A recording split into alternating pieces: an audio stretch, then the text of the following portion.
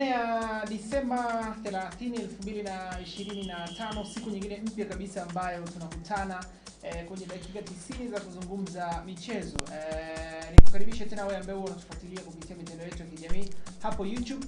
Tunapatikana kama IAA Media TZ. Bwana, tuna mengi sana kuzungumza leo kwenye masuala mazima ya michezo na burudani. Tunafahamu kwamba IAA Media TZ ni chaguo lako, ni chaguo la ndugu yako, ni chaguo la rafiki yako pia ambaye anapenda michezo. Kila Jumatatu mpaka Ijumaa majira ya 5:30 mpaka 7 kamili wote tunakutana hapa tukiwa na mjadala dakika 90 kuzungumza yale mengi ambayo yanazungumzwa kupitia mitandao ya kijamii katika video ya kidijitali, lakini pia na duniani kwa ujumla. Tunafahamu mengi sana yanazungumzwa. Kubwa zaidi ni michuano ya AFCON ambayo inaendelea kutimua vumbi pale nchini Morocco, na siku ya jana kuna baadhi ya michezo ilipigwa.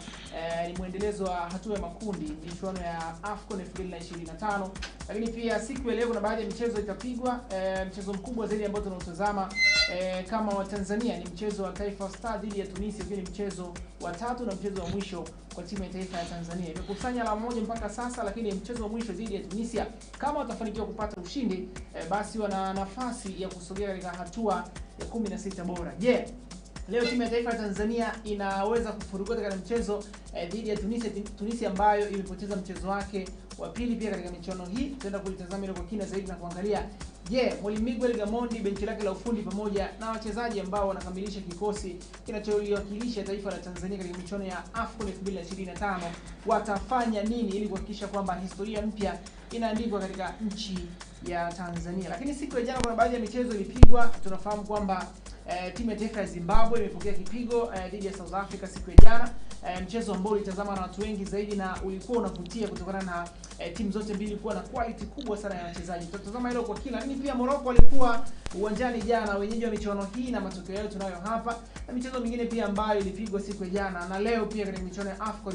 Tutatazama kwa kina zaidi kuangalia mambo yanakwenda vipi. Lakini tutageukia kwa wekundu wa Msimbazi, Simba pamoja na Young Africans ambao wameendelea kujiandaa kurejea katika ligi ya Tanzania bara, na siku ya jana Young Africans wameshusha kiungo mwingine. Ni nani huyo? Anatokea klabu gani na ana nafasi gani katika kusaidia Young Africans? Tulizungumzia kwa kina. Simba Sports wenyewe wameshusha mtaalamu wa masuala ya zile video na vitu kama hivyo. Tutazungumzia kwa kina pia na sajili ambazo zinaendelea kuzungumzwa kwamba inawezekana Simba Sports Club pamoja na Young Africans wanaweza kuzifanya kuelekea mwezi Januari ambapo ligi itarejea rasmi baada ya michuano ya AFCON 2025. Lakini tunafahamu siku ya tarehe 26 mwezi huu, ile siku ya kufungua zawadi, kulikuwa na ile Boxing Day ambapo kuna fights mbalimbali zilipigika pale jijini Dar es Salaam, na kubwa zaidi ambalo linazungumzwa ni bondia Hassan Mwakinyo ambaye alimpasua Nigeria kwa knockout. Sasa tunaenda kulizungumza kwa kina na kuangalia mambo yalikwenda vipi katika fight ambazo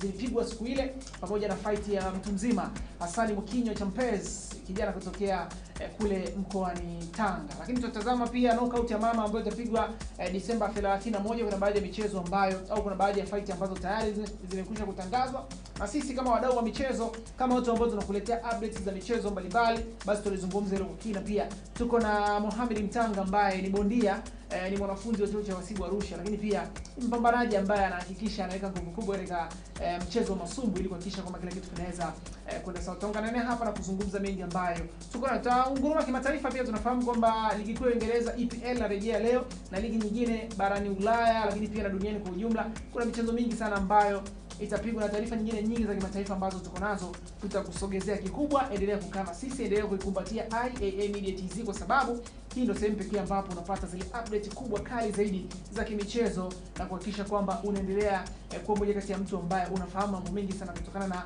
tasnia nzima ya michezo ilivyokuwa na mambo mengi duniani kote. Naitwa Mbeni Kifumo, naweza kuniita winga namba 7 machachari kabisa. Nitakuwa na Josephat Maira, baadaye tutaungana na Abdul pia ambaye atahakikisha kwamba mambo yanazidi kwenda sawa. Lakini nimekuambia tuko na Mohamed Mtanga ambaye atatupitisha zaidi kwenye masumbwi na kila kitu kinaweza kukaa sawa kabisa. Wewe ambao unatazama kwa sasa, tuandikie ujumbe mfupi wa maandishi kupitia YouTube channel yetu ya IAA Media TZ, lakini pia mitandao mingine ya kijamii kama Instagram, TikTok tunapatikana hivyo. Mimi hasa tunapata kama MC Kilometo, Kaliku with MC48. Maira unampata kama Maira Junior au Josephat Maira unampata. Tunaweza tukazungumza kupitia mitandao ya kijamii kuhakikisha kwamba siku ya leo ya Disemba 30 ikiwa imebakia siku moja kwenda kumaliza mwaka 2025 tunazungumza michezo, na wewe unakuwa mmoja kati ya mtu ambaye utafaidika na vile vingi ambavyo tumekuandalia kwa siku nzima leo. Ungana sisi kuanzia sasa mpaka pale majira ya saa 7 kamili ambapo sisi tutakuwa tunaondoka zetu hapa.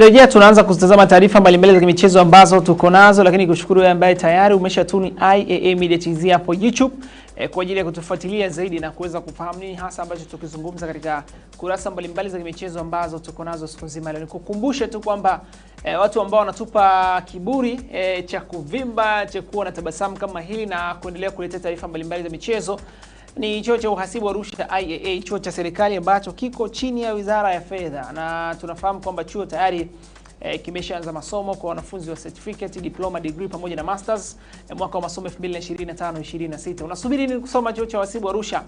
Tuna dirisha la March intake pia ambalo huwa linaanza mapema Januari. Kwa hiyo kama ulikosa nafasi mwezi Oktoba kwa wewe mwanafunzi wa cheti, diploma, basi chuo cha uhasibu Arusha kina nafasi pia katika dirisha la March intake ambalo likifunguliwa taarifa zitaendelea kusogezwa kupitia tovuti ya chuo www.ia.ac.tz, lakini pia kwenye mitandao ya kijamii Instagram, TikTok, WhatsApp. Chuo kinapatikana kama IAA_TZ. Ukiingia huko unaweza kupata taarifa mbalimbali zinazokihusu chuo, kampasi zake nyingi sana ambazo zipo Tanzania nzima mpaka sasa. tutaendelea kufahamu zaidi kuhusiana na masomo ambayo yanatolewa au kozi ambazo unaweza kusoma, kozi kimkakati zaidi kuhakikisha kwamba unaweza kufikia malengo yako. Sawa, nilikujuza tayari niko na Mohamed Mtanga hapa, lakini pia niko na Joseph Fatimaira, chambuzi linalotamba na degree mjini unajua au kama Maradona. Hapana. Kubadilika sio mbaya. Sema leo umetulia, kuna namna yani kama tuko mbele. Yani kama tuko bongo yani. Hali ya hewa pia inachangia. Hali ya hewa kabaridi fulani kameshaanza Arusha na vitu kama mambo yako vizuri lakini. Fresh kabisa. Familia? Familia si Mama Jose? Yuko poa. Vizuri kabisa. Yuko vizuri. Si ndio? Au ulikuwa familia gani? Familia moja. Bana sawa, tuko na Mohamed Mtanga pia hapa. Mtanga, mimi nilitegemea kukuona bwana kwenye fight hizi za mambo ni mengi. Mambo ni mengi ndugu yangu. Mambo ni mengi. Lakini pia nashukuru Mungu njia ipo.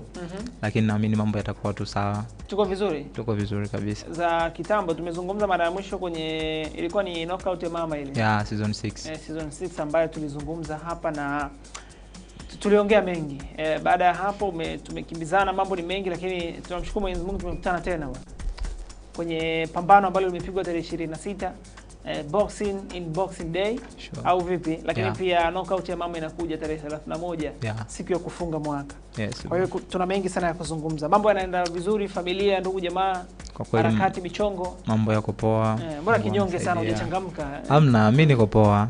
Niko poa kabisa, mambo yanaenda fresh. Mazoezi yanaenda poa. Kwa unapasha kuna baadhi ya clips na nini tuna fight tunajiandaa kuanza si unajua tena hata kama kabla hujapata fight bondia hutaki kukaa kinyonge.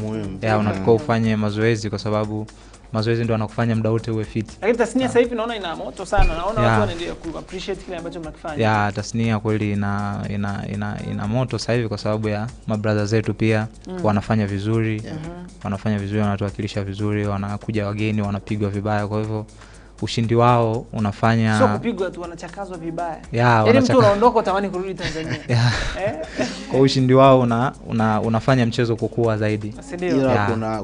Kuna bondia mmoja ni kama ameshagoma kupigwa na Watanzania. Asemale.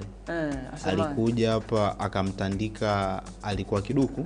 Toa kiduku. Akamtandika kiduku and then kidunda pia. Wale walidraw. Kwa hiyo lakini bado hajapigwa. Hajapigwa bwana Mtanzania. No, hapo ni kuweke sawa. Yule alishawahi kuja kucheza, ni pambano ambalo alikuwa sana viral, lakini alicheza na huyu Frank Shagembe wa Mafia Boxing. Walivyocheza na Frank Shagembe, alishinda Frank Shagembe ila ni kwa point. Kwa hiyo alicheza na Mtanzania ambaye ndio Frank Shagembe na alishinda. Lakini huyu jamani mtata. Lakini ni mtata kwa kweli, ni mtata, maana hata Frank Shagembe ile fight mpaka inaisha na hisi yeye ndio alikopo anasaani anaomba fight iishe. Kwa sababu ya ukali japo mwanzoni alianza kuscore ndio ilimsaidia kuja kupata ushindi. Kwa hivyo yupo Mtanzania ambaye alimkalisha Asmahele. Lakini ndio hivyo, yule ni bondia mzuri sana na yupo katika promotion ambayo inamsimamia kwa sasa, ni promotion nzuri, kwa hiyo yuko katika hali nzuri, na hii tarehe 31 anaenda kukiwasha tena. Kwa hiyo inawezekana either akaendeleza rekodi yake kutokupigwa akiwa Tanzania. Yaani kama alipigwa kipengele lakini bado ataendeleza ubabe kwa kuwaonyesha Watanzania kwamba naweza nikafanya kitu kikubwa ambacho kama mnaniona poa, mnanichukulia poa, basi inaweza ikawa tofauti. Fight yake ya kesho pia nadhani hapigana na Mtanzania. Kwenye fight ya kesho apigane na Mtanzania. Kwa hiyo sawa, tutaitazama mbele, lakini nilitamani tuanze na boxing on Boxing Day. Bana, hichi walikuwa naita expensive fight. Bana, tarehe 26 watu wakiwa wanafungua zawadi za Christmas.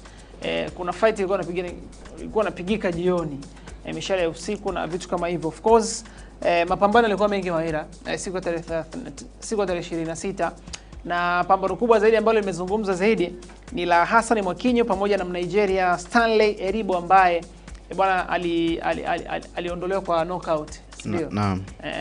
Na hii imeleta maswali mengi sana. Kwa nini raundi ya pili, pambano ambalo lilikuwa nasubiriwa muda mrefu, lakini imeishia raundi ya pili Mwakinyo? Kuna namna kama uhuni unafanyika, lakini ukija kuangalia takwimu za Stanley unashtuka, unasema huyu jamaa mbona kama ndo top. Na unaambiwa kuna watu mpaka walikuwa bado hawajaingia ukumbini. Yaani maana yake kuna wale mtu anakuja kwa ajili ya pambano la Mwakinyo peke yake. Maana yake nitakuta raundi ya pili, ya tatu, raundi ziko 10, kwa hiyo lazima nitaona chochote ambacho kinaendelea. Kwa ile raundi ya pili tu mtu amekata. Sasa unakuta ndo umelipia tiketi nje pale. Alafu unaingia unakuta tayari referee amemaliza. Inauma. Lakini sio mbaya, ni heshima kwa Mwakinyo. Bana, nianze na Mohamed Mtanga, niambie fight ile ya tarehe 26 boxing on Boxing Day. Fight zilikuwa nyingi sana. Wewe ni bondia, tuambie kuna utofauti ambao tunaendelea kuuona kwenye hizi fight ambazo zinafanyika sasa hivi kwa Tanzania, tukirify hiyo fight ya tarehe 26, either kama kuna improvement au kuna mabadiliko yoyote na yanaweza yakasaidia mchezo wa ngumi wa Tanzania kufika mbali zaidi? Improvement ipo. Tunaona Azam TV wanaweka support, mapromoter wanajitokeza kwa kasi, na tunaona pia wawekezaji wengi wanajitokeza kwenda kudhamini mapambano. Kwa hiyo ni mapambano ambayo kwa kweli hata serikali pia inahitaji kuweka nguvu sana kwa mabondia wetu, kwa sababu yani mchezo wa boxing ndio mchezo pekee ambao yani kwa mfano Simba haiwezi kwenda kucheza na let's say ikacheza na Real Madrid, lakini sisi tunaweza tukatoa bondia akaenda akacheza huko. Umeona, kwa sababu ya kuna vigezo vichache sana vya kuwapeleka kule kuliko timu kwenda kucheza kule. Kwa hivyo ni improvement ipo, lakini bado kunahitaji nguvu sana na support kubwa ili tuweze kufika tunapopatarajia. Basi tupitie fight ambazo zilifanyika tarehe 26. Maira, fight zilikuwa nyingi sana mzee wangu. Yes, fight zilikuwa nyingi.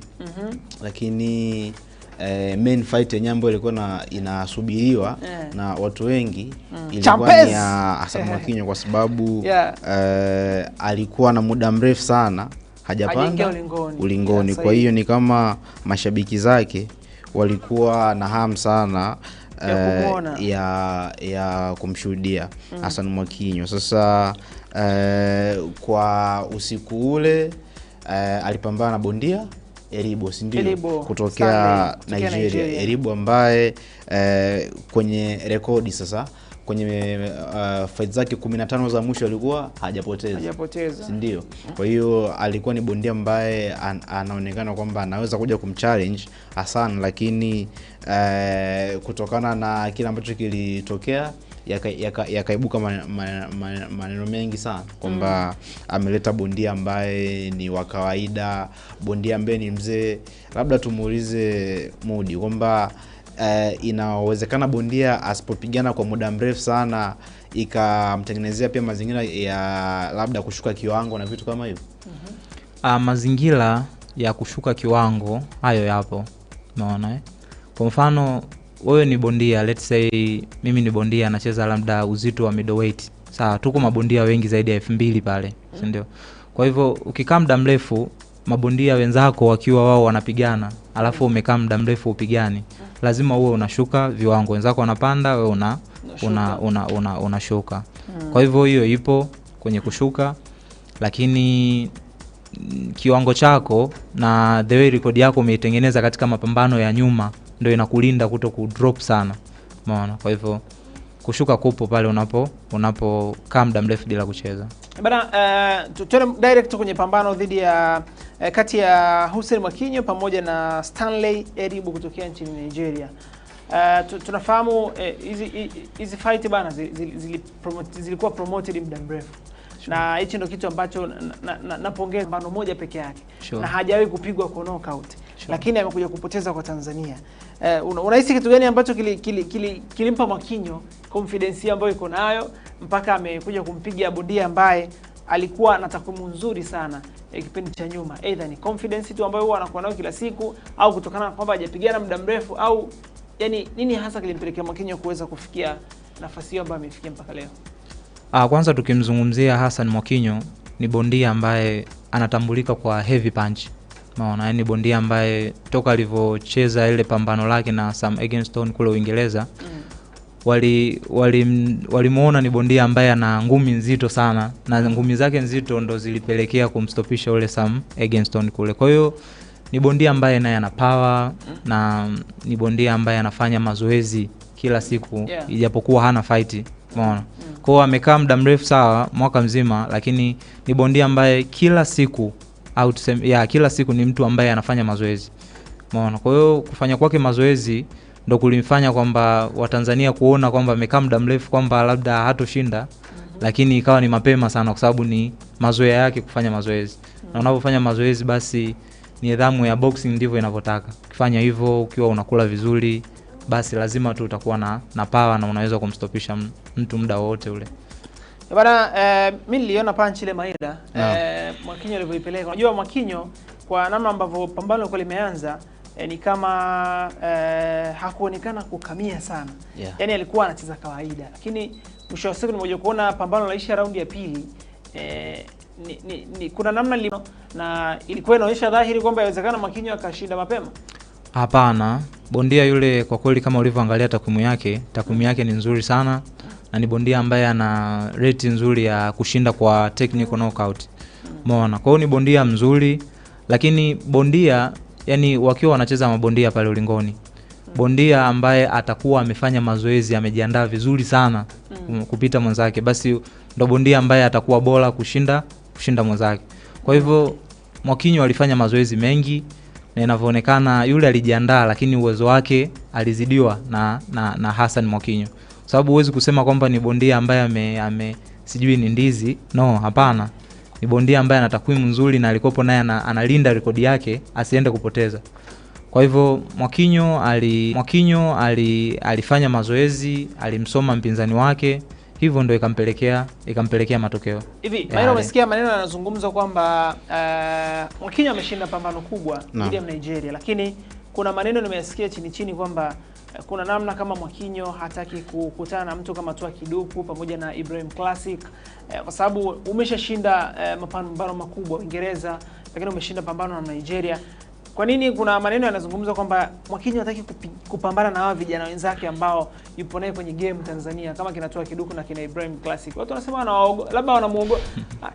Anaogopa, inawezekana anaona kabisa kwamba naweza nikapigwa alafu ile CV ambayo nimeitengeneza kwenye haya mapambano niliyoshinda ya nje ikawa changamoto. Yaani Mwakinyo hajakataa kupambana na Tua Kiduku wala watu wasema mapambano yanatafutwa sana lakini anayakwepa. Hapana, yani unajua hasa problem unajua labda kwa ninachokiona mimi na atanisahisha Mudi kwamba Mwakinyo sio kwamba anakataa hizo fights, ndio.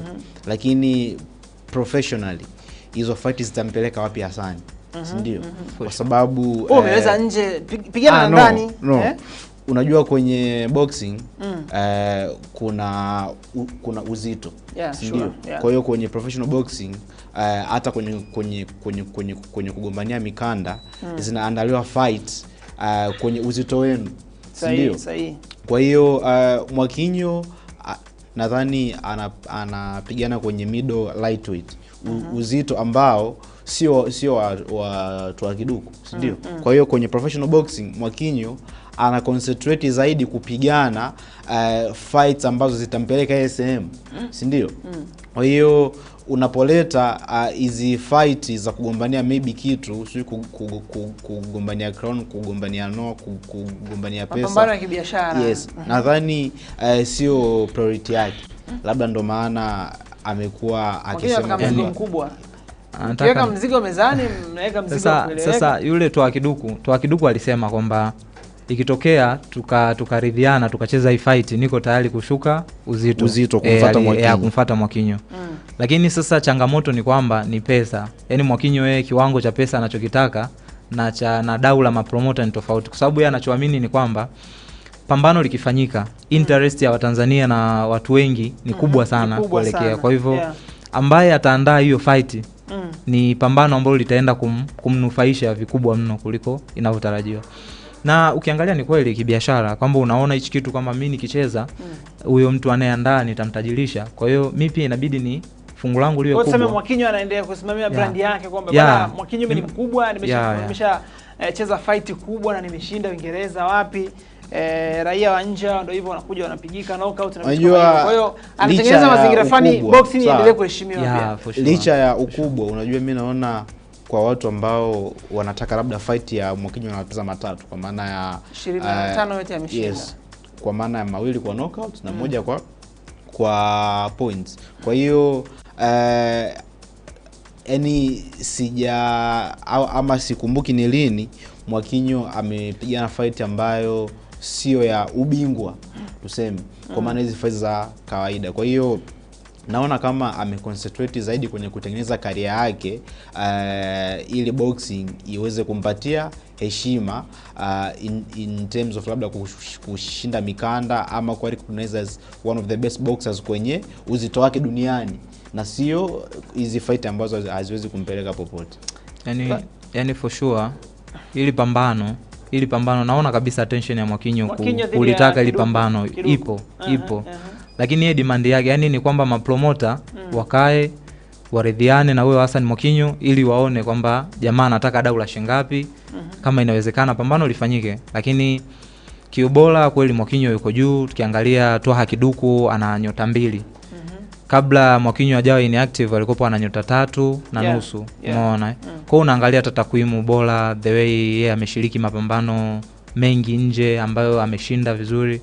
Kwa hivyo dau, kwa sababu hata ukiangalia watu wanaofanya biashara, ma businesses ya ni mbinu gani wanatumia kwa yani kuweka price ya bidhaa zao. Kwa hiyo hata demand.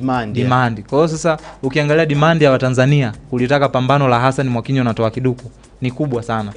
Kwa hiyo dau ambalo natamani nione hii fight sababu wengi kwa hiyo ni Tanzania itasimama siku hiyo. Tanzania itasimama. Ni fight ambayo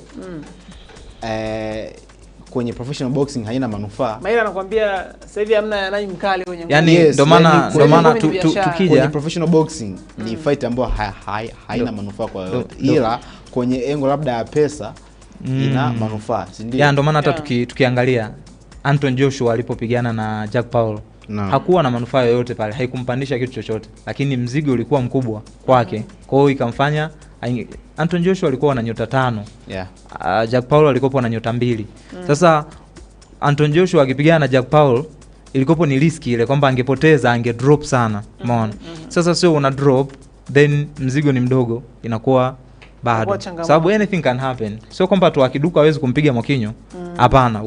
It's possible. It is possible. Mtu yote akiamka vizuri anafanya mazoezi. Lakini sasa mimi nikipoteza je, nanufaika na nini kulingana na hili pambano? Kwa hiyo mimi nawashauri mapromota wakae na Hassan Mwakinyo wamsikilize, umeona anataka dau kiasi gani, kama wana interest na hiyo fight waweke. Lakini nikija kwa Ibrahim Kras akisema kwamba anataka naye kupigana na Hassan Mwakinyo, afu ukiangalia anacheza featherweight ni uzito mdogo sana.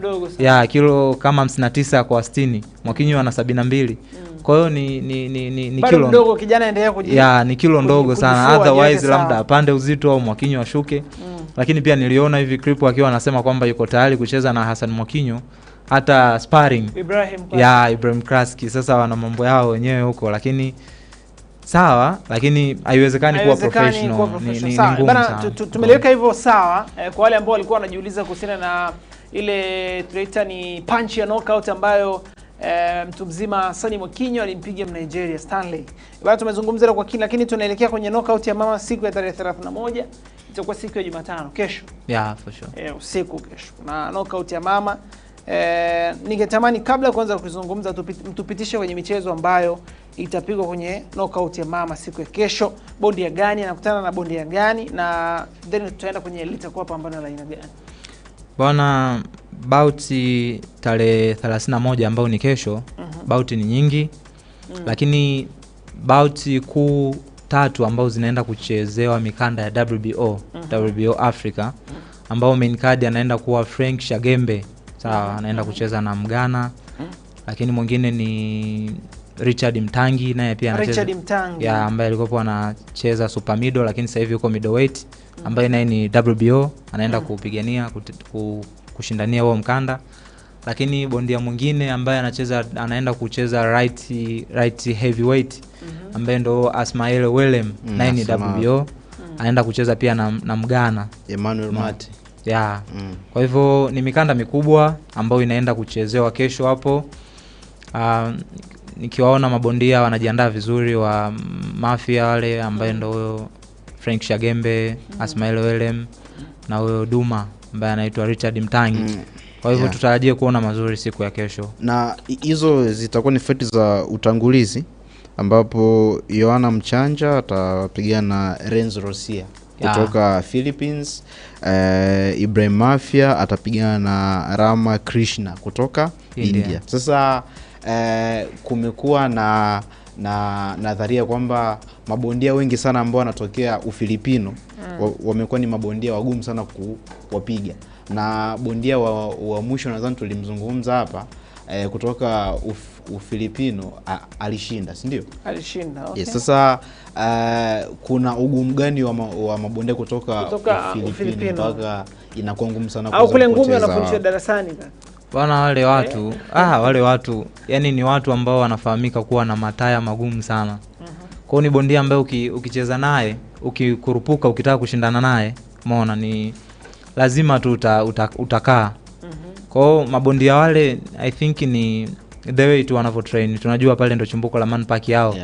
Umeona? Kwa hiyo ila wale kuna namna, unajua kwenye maisha ya bondia kuna namna utakuwa vyakula unavyokula, unavyojiweka na nini. Kwa hiyo wale wenzetu I think pia itakuwa wameweka nguvu kubwa kwenye kuwa support ya watu ambao wameamua kwenye boxing. Tofauti na Tanzania unakuta kijana yuko huko kijijini wala kanyumba tu kawaida kakupasha boxing na nini, akishafanya mazoezi anaona kabisa kwamba amemaliza. Lakini kwenye speaking of boxing kuna vyakula ndio. Kuna namna ya kujiweka, maandalizi, mazoezi ya kutosha ili unapoingia kwenye fight unapambana kweli. Kwa hiyo kule support ni kubwa. Support ni kubwa kule kwa serikali, na kwa hivyo huku pia support ipo, lakini bado haijawa katika ile level ambayo tunaitarajia, umeona. Kwa hiyo tunaweza tukatengeneza mabondia, tuna mabondia wazuri sana Tanzania. Mabondia wazuri sana. Mfano tulimuona bondia nani? Pius Mpenda. Pius Mpenda alienda kucheza fight kule ilikopo ni Saudi Arabia I think so. Akaenda aka draw na bondia mkubwa sana. Umeona. Kwa hiyo mabondia wazuri tu wapo. Lakini sasa wengine wanaenda kule wana let's say wanalipwa, wanaambiwa wapoteze. Kwa hiyo kukiwa na usimamizi mzuri wa government, wakiwa wanawapa support ya hali ya juu, inakuwa mpaka inatokea bondia kuuza pambano, inakuwa ni issue labda ya club au no, ya peke yake pamoja na uongozi wake labda. Yani labda unakuta watu ambao wanamsimamia hapo competent hivyo, ama inakuwa yani bondia mpaka kununuliwa apoteze pambano, hiyo social wage inakuwaje? Yani mimi naweza nikasema ni njaa. Umeona, ni njaa. Njando uaga inapeleka. Promoter wanahusika pia kwenye kuuza hii michezo.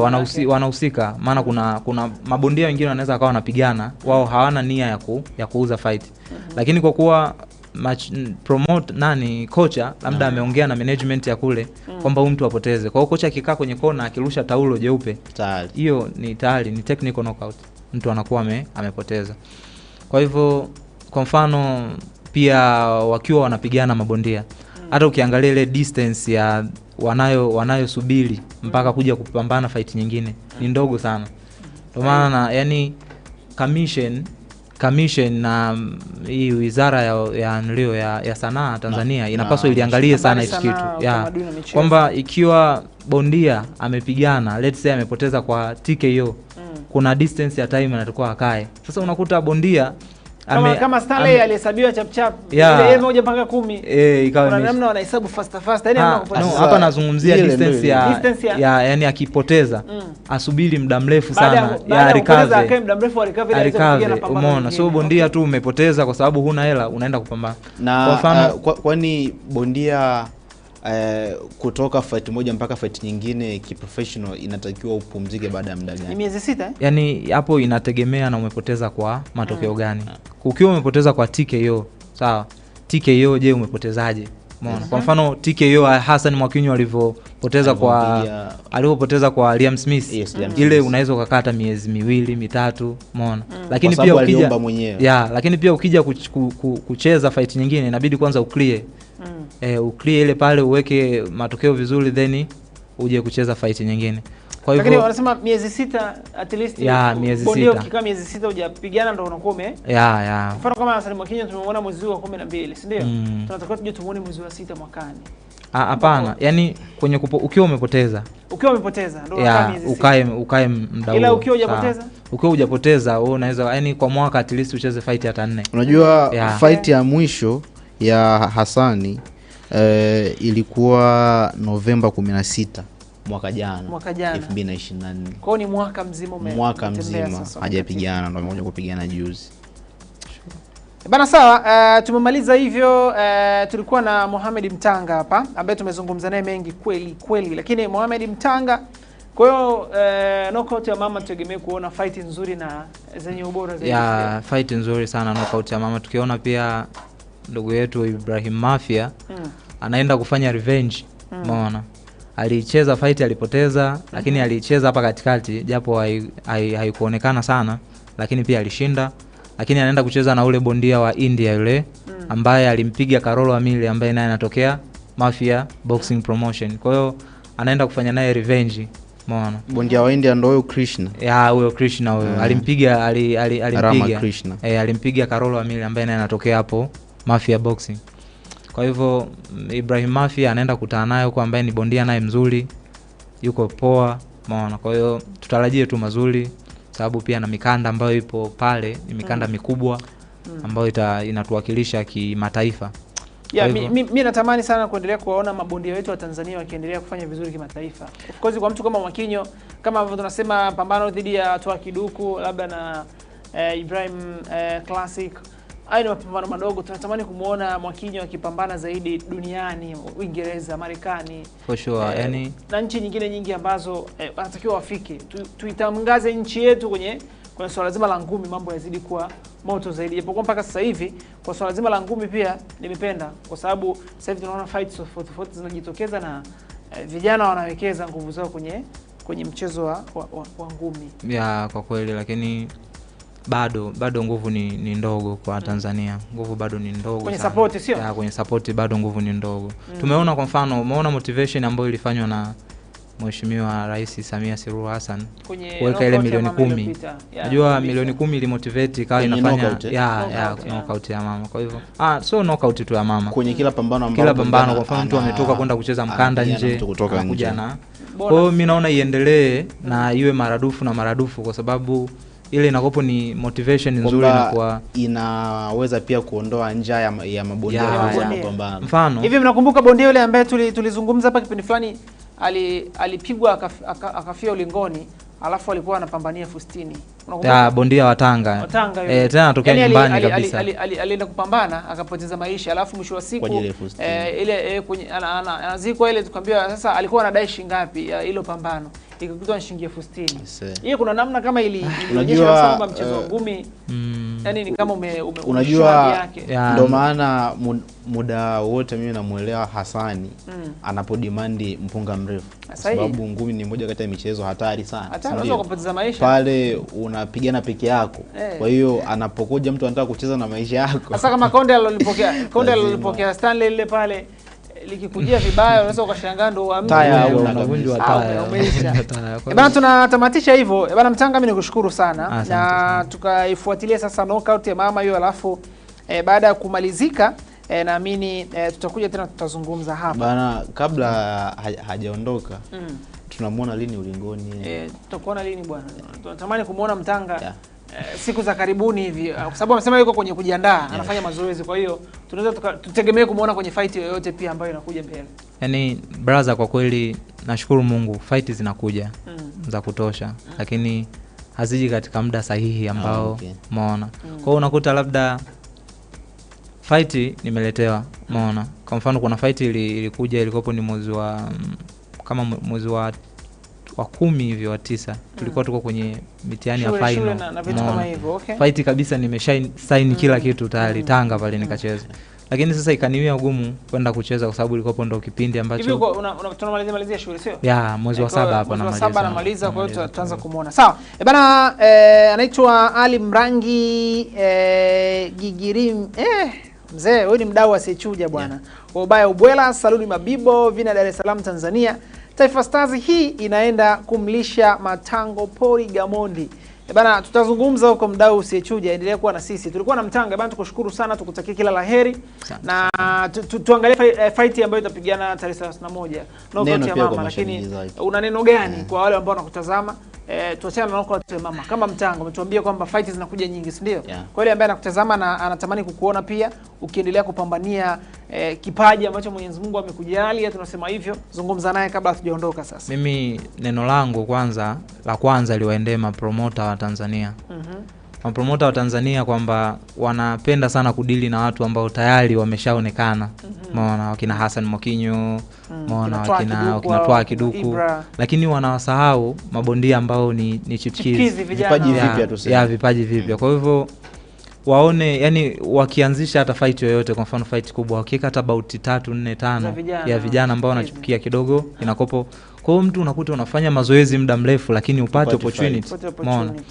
Lakini nikikuambia mimi Blaza Ombeni, mimi katika hizi fight zangu ambao kabla sijaonekana nafanya vizuri sana, ambao ingekopo ni nacheza ulingoni tayari professional pale, ingekopo niko mbali sana kiriko, lakini sasa hiyo opportunity kuipata ndugu yangu inakopo ni, yani bado kuna restriction nyingi sana. Lakini pia naomba mashabiki waendelee, mashabiki wangu, kwa sababu watu wengi sana wanatamani pia kuniona napanda ulingoni. Mimi ni waahidi tu kwamba soon as possible nitapanda ulingoni, lakini tuendelee kuombeana, lakini pia tusapotiane kwa maneno mazuri. Umeona? Kwa hivyo hayo tu. Bana sawa, Mohamed Mtanga huyo, bondia ambaye tuko naye hapa leo. Tumezungumza mengi kuhusiana na boxing on Boxing Day au vipi, pambano ambalo lilizungumza zaidi au lilikuwa linavutia zaidi ni Hassan Mwakinyo dhidi ya bondia kutokea nchini Nigeria ambaye anafahamika kwa jina la Stanley, ndio Stanley Eribo, ambaye alipigwa kwa knockout katika raundi ya pili. Raundi ya pili mapema kabisa. Tulikuwa naye hapa, tumezungumza mengi, lakini bado tuna mengi ya kimichezo ambayo tuko nayo kuhusiana na timu ya taifa ya Tanzania leo dhidi ya Tunisia. Wanatupa karata yao ya mwisho, lakini pia Simba, Yanga wameendelea kufanya sajili mbalimbali. Tuko na sajili hizo hapa na tutaenda kuzungumza kwa kina zaidi kuweza kufahamu nini hasa ambacho kinaendelea. Usiondoke, endelea kuwa na sisi, tunarejea hivi punde.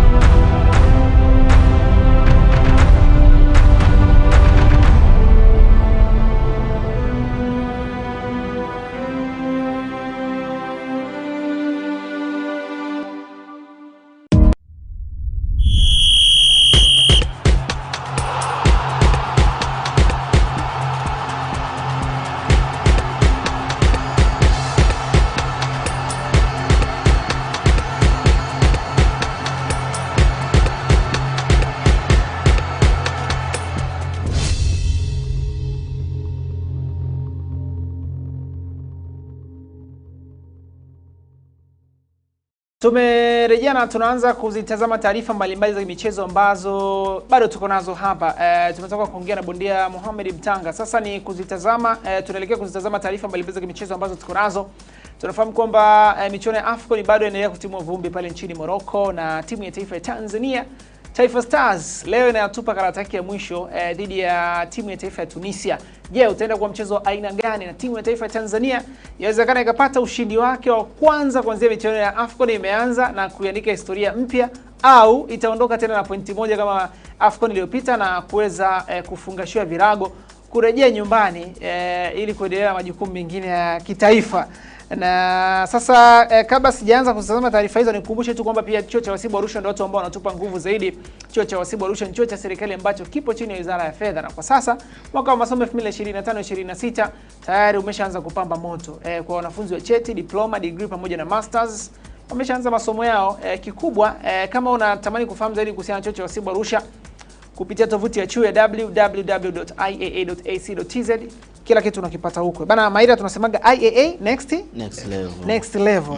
Tumeungana na Abdul hapa leo, tutakuwa naye kuhakikisha kwamba tunazikamilisha dakika 90 za The Scoreboard kwa siku nzima ya hii leo. Bana, jana kwa umetupia jezi ya Barcelona Ndo timu yangu kwanza. Timu yangu Barcelona. Yani unajua kila mtu ana kile kitu ambacho kinampa hisia. Hii Barcelona ulikuwa unaishabikia kweli kaka? Yes, tangen au ni baada kuna ile unakuta nyumbani wanafuatilia Barcelona wanaipenda.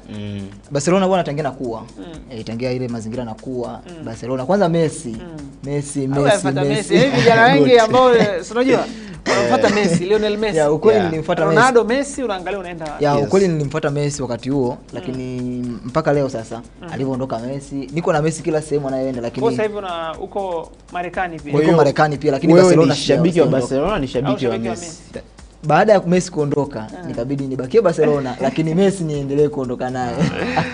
Bana sasa mimi nakumbuka nyumbani, mimi ni shabiki ndakindaki wa Manchester United. Nilimkuta brother anashabikia Chelsea. Sasa mimi nilikuwa natamani kwenda against na bro kwenye kila kitu. Kwa hiyo baada ya kukuta kwamba anashabikia United, Chelsea, mimi nikaingia United. Kule Spain nikamkuta anashabikia Barcelona, mimi nikaenda Real Madrid. Kwa hiyo tunanyoshana hivyo. Ujerumani nikimkuta Bayern Munich, mimi naenda hata Leverkusen au Dortmund. Kwa hiyo mambo yanakuwa yanaenda kama hivyo. Bana, tuanze kuzitazama taarifa ambazo tuko nazo sasa. Bwana, jana kuna michezo ilipigwa kwenye AFCON. Jana bwana Zimbabwe bwana. Kina Prince Dubu Mpumelelo. Jana bana wamechezea kipigo cha magoli 3-2 dhidi ya South Africa. Ulikuwa mchezo wa maana sana. Kadi nyekundu ikatoka pia. Hivi kuna kadi nyekundu hapana? Kadi nyekundu ilikuwa kwenye mchezo wa saa ngapi? Saa 4 Komoro dhidi ya Mali. Lakini matokeo tunayo hapa. Komoro wenyewe walitoshana nguvu na Mali 0-0.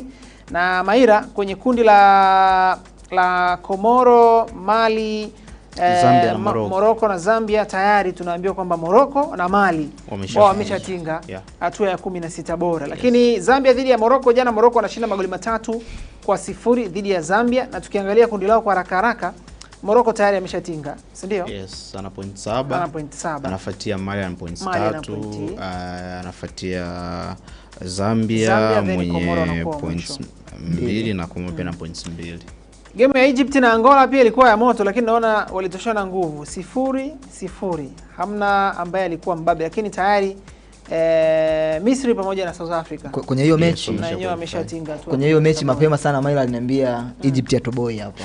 Yaani licha ya Egypt kucheza vizuri kwenye mechi mbili za nyuma, lakini Maila alinitonya ndo kaniambia Abduli hapo mbele ya Angola sema ndio hivyo, Angola ndo ameshaaga mashindano sasa. Bana, Zimbabwe dhidi ya South Africa, huo ndio ulikuwa mchezo wa kutazama majira ya saa 1. Magoli 3-2. Magoli 5 kwenye mchezo mmoja. Magoli 5 kwenye mchezo mmoja. Ulikuwa mchezo wa aina gani Maira? Kwa haraka najua ulitazama ili tuende kwenye mchezo wa Taifa Stars dhidi ya Tunisia. Unajua ilikuwa ni mechi ambayo wanakutana watu wa ukanda mmoja wanaofahamiana, kwa maana Zimbabwe na South Africa ni mataifa ambayo yapo jirani sana. Na raia wengi wa Zimbabwe wanacheza South Africa. Raia pia wa South Africa wanacheza Zimbabwe. Kwa hiyo ni mataifa ambayo yanajuana kihalisia. Yaani ni kama mechi ya Tanzania na Uganda vile. Yes, kwa hiyo wote walikuwa wanatafuta nafasi ya kuweza kufuzu kuelekea hatua inayofuata, kwa maana hatua ya 16 bora. Na utakumbuka Zimbabwe aliingia kwenye mchezo huo akiwa na points 1, si ndio? Sure. Lakini South Africa alikuwa na points 3. Kwa hiyo kila mtu alikuwa anatafuta nafasi ya kuweza kushinda ili aweze kusonga mbele. Lakini mwisho wa siku South Africa amepata ushindi wa goli 3-2, amesonga mbele. Unaweza ukasema pia class ama ule ubora wa South Africa umeweza kuamua over Zimbabwe ambaye alifunga kwenye mchezo wa jana. Mimi kitu kilichoniuma ni penalty ile ambayo walipata South Africa mwishoni kabisa. Yes. Kuna namna kama Zimbabwe tayari alikuwa ameshaweka nguvu na ule mchezo ulikuwa unaisha draw. Yeah. Lakini penalty ile ambayo imekuja kupatikana, of course ni makosa ambayo yanafanyika. Yes, unajua hata mchezo pia ungemalizika kwa sare, usingekuwa na faida yote kwa Zimbabwe. Kabisa. Yes, kwa sababu Zimbabwe kama angepata sare alikuwa anafikisha points 2, si ndio? Lakini South Africa alikuwa anafikisha points 4. Kwa hiyo bado tu bado Zimbabwe angebaki. Yes. Bana sawa, hiyo ni michezo ya siku ya jana ambayo imepigwa kwenye viwanja tofauti tofauti. Abdul, wewe jana mchezo gani ulikuvutia zaidi kwenye michezo minne ambayo ilipigwa? Kuna miwili ya saa 2, saa 10, saa 1 na miwili ya saa 4. Ya mimi mchezo ambao kwanza ulinivutia ni Misri na Angola. Misri na Angola. Ule mchezo Misri ameponea chupu. Angola alionyesha game nzuri kabisa. Game ambayo ilionyesha ushindani wa hali ya juu. Ukiangalia alishambuliwa sana Egypt. Yaani mashambulizi mengi hata kama yalikuwa ya lengi lango, lakini ile pumzi tunasema ya moto ilienda sana kwa upande wa Misri. Watu wanapeleka pumzi ya moto. Yaani mpaka nikana jiuliza hata of course yani mechi hata 2 zilizopita Misri hajaonyesha ile game nzuri sana, lakini tunasema ubora wao na wachezaji wenye uzoefu unawafanya wazidi kwenda mbele. Hata ukiangalia mechi ya South Africa alimiliki mpira kwa hali ya juu sana. Lakini Misri alipata ushindi, na ushindi ukiangalia nao upata unatokana na wale wachezaji wenye ubora wa hali ya juu kama unajua Duli jana kocha wa Misri alibadili first 11 yote. Mimi ndo maana najaribu kuangalia kwa sababu Mohamed Salah simuoni kwenye kikosi cha kwanza. Yaani ni kwamba alikuwa ameshakuwa na assurance kwamba nimeshafuzu. Yes, tayari nimeshafuzu, kwa hiyo nisichoshe wachezaji. Lakini tukatafuta tu namna ya kucheza mchezo. Lakini hata hivyo ukiangalia mechi ya kwanza na mechi ya pili, Misri bado akuonyesha, ukiangalia game zidi ya Zimbabwe, wachezaji ambao waliamua matokeo walikuwa ni wachezaji wakubwa. Lakini timu kama timu kwa ujumla hatuoni ule mpira mzuri. Naona Zimbabwe alidominate ile game vizuri tu, lakini mechi zidi ya South Africa tumeona pia South Africa ameushika yani kwa asilimia kubwa sana. Misri alikuwa chini. Kadi nyekundu nadhani. Hata hamna tangia mwanzoni, yani ukiangalia game kuanzia dakika ya kwanza. Unajua South Africa pia ana kikosi ambacho ni bora. Ndio maana nasema jana pia haijalishi Misri inawezekana kocha ameona naelekea hatua ya 16 bora. Nimeshafuzu tayari kwenye hatua hii. Kwa nini sipumzishe wachezaji wangu? Sababu unajua AFCON ni back to back lakini kupoa. Lakini hapana budi. Kwa 16 bora unaanza I think baada ya mwaka mpya. Kwa hiyo kwa namna moja au nyingine kocha akaona kwamba bora nipumzishe. Hapana budi, lakini kukisifia kikosi cha Angola. Angola pia hata ukitazama kwenye mechi zao zote 3 wamecheza mpira mzuri sana kwa vile bahati, lakini walianza kabisa kuongoza, si ndio? Mechi ya Zimbabwe wakatoa sare 1-1, mechi ya jana pia wametoa sare. Kwa hiyo walikuwa na timu nzuri kwa sababu Misri tunapozungumzia yani kwamba hata wachezaji waliobadilishwa jana wote wakaingia first 11 nzima ni wachezaji ni hatari ambao wote wanacheza timu kubwa, timu nzuri. Maana kikosi cha watu 22 wanaoitwa kwenda kule, yani maana first 11 ya kwanza iko vizuri na first 11 ya pili nayo iko vizuri. Kwa hiyo ni vyema kuisifia Angola kwamba wameonyesha game tough, lakini mimi bado nitaikandamiza Misri kwamba bado haitupi ile hali, ni wale wachezaji tu wakubwa wanaamua game zote. Usijali, relax. Tunaelekea hatua ya 16 bora. Unajua kuna vingi sana ambavyo vitaonekana. Bana leo timu ya taifa ya Tanzania ipo uwanjani. Bana timu yetu ya taifa leo iko uwanjani dhidi ya Tunisia. Ikiwa ni mchezo wake wa 3 baada ya michezo miwili ya kwanza. Mchezo wa kwanza dhidi ya Nigeria, kipigo cha goli 2-1. Lakini mchezo wa pili dhidi ya Uganda, the Cranes wakapata angalau sare ya goli 1-1. Kwa nini angalau? Angalau kwa sababu tulitafutwa shehe. Ule mchezo ule Stars mpaka watu wamekosa penalti. Unamkumbuka Okello amekosa penalti, sio kitu kidogo. Maira, mchezo wa Tanzania dhidi ya Tunisia. maneno mengi sana yanazungumzwa. Of course tunasema kwamba makaratasi hayachezi. Kwenye makaratasi ni kama Tunisia tunawaona tayari wanaweza kufuzu hatua inayofuata kutokana na ubora wao, wametuzidi vitu vingi, lakini kwenye pitch pale lolote linaweza kutokea. Unaenda kwa mchezo wa aina gani kwa siku nzima ya leo kutokana na performance ya Tunisia tuliyoiona kwenye michezo yake miwili iliyopita pamoja na timu ya taifa ya Tanzania? Unajua kwenye mchezo wa leo kila timu inatafuta nafasi ya kuweza kufuzu kwa sababu Tunisia ana points zake 3, ndio akishinda mchezo wa leo anafikisha points 6 na qualify.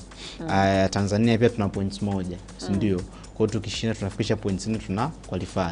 Kwa hiyo ni mchezo ambao kila timu ina uhitaji, ndio lakini sasa kimizani ama kimakaratasi unaona Tunisia kama favorite. Ila tukizungumzia upande wa Uganda pia kama atampasua Nigeria, yes, kuna uwezekano pia tukaanza. Sasa nadhani tukimaliza kama Tanzania akamfunga Tunisia na Uganda akamfunga Nigeria mchezo tutapiga hizo hesabu za hizo calculator baadaye. Tuzungumze kwa ushindi ambao kama unaweza kupatikana. Kwa hiyo ni mechi ambayo kila timu inaona ikishinda kuna hatua ambayo wanavuka ama wanapata nafasi ya kuweza kuqualify kwenda kwenye hatua inayofuata. Kwa hiyo haiwezi kuwa mechi nyepesi, lakini kimizania ama kimakaratasi unaona Tunisia kama favorite kuweza kushinda hiyo mechi kwa sababu ya ubora ambao wanao, si ndio?